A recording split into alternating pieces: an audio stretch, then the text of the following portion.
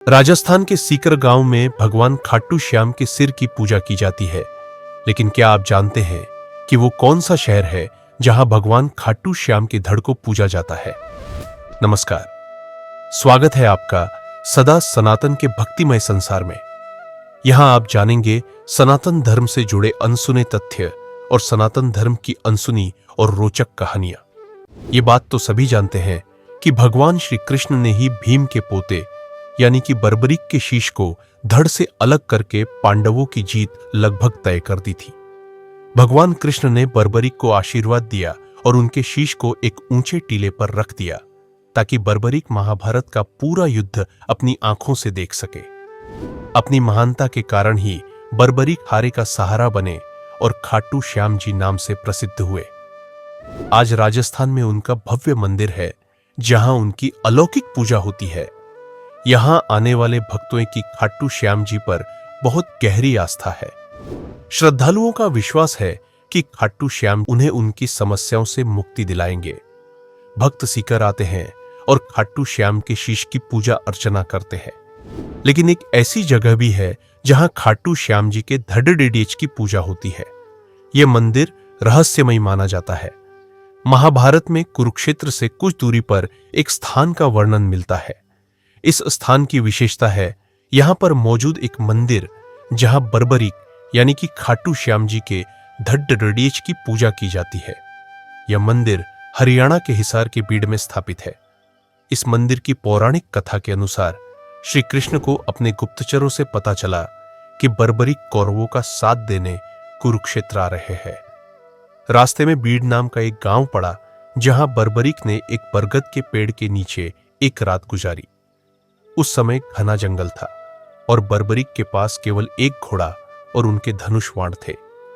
श्री कृष्ण को जब यह बात पता चली तो उन्होंने बर्बरीक को हिसार के बीदाज गांव में रोक लिया था और उन्हें समझाने का प्रयास किया।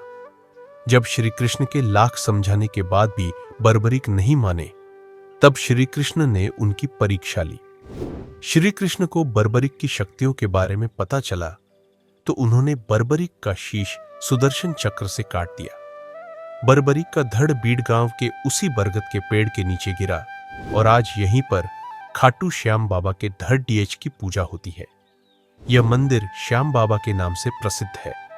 ऐसा भी माना जाता है कि बर्बरीक के तीरों के कारण बरगद के पेड़ में हुए छेद वहां के पेड़ में आज भी मौजूद है। यहां एक और बात बताना बेहद जरूरी है। बर्बरीक ने अपना शीश तो दान कर दिया, लेकिन उन्हें इस बात का दुख था कि वो अपने पूर्वजों के लिए कुछ नहीं कर सके। उन्होंने श्री कृष्ण से अपने उद्धार का उपाय पूछा और युद्ध में भाग लेने की इच्छा व्यक्त की। तब श्री कृष्ण ने बर्बरीक को समझाया कि यदि उन्होंने अपना शीश दान नहीं किया होता तो वह अपने पूर्वजों के लिए कुछ नहीं कर पाते। युद्ध में कौरव कमजोर पड़ रहे थे और प्रतिज्ञा के अनुसार बर्बरीक को कमजोर कौरवों का ही साथ देना पड़ता। अपना शीश देकर बर्बरीक ने युद्ध को पांडवों के पक्ष में मोड़ दिया है।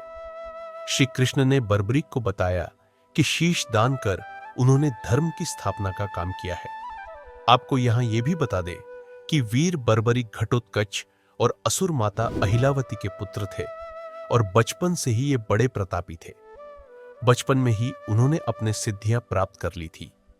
कहा जाता है कि एक बार इन्होंने अनजाने में अपने दादा महाबली भीमसेन से भी युद्ध किया था और ये महाबली भीम से भी युद्ध में परास्त नहीं हो पाए थे।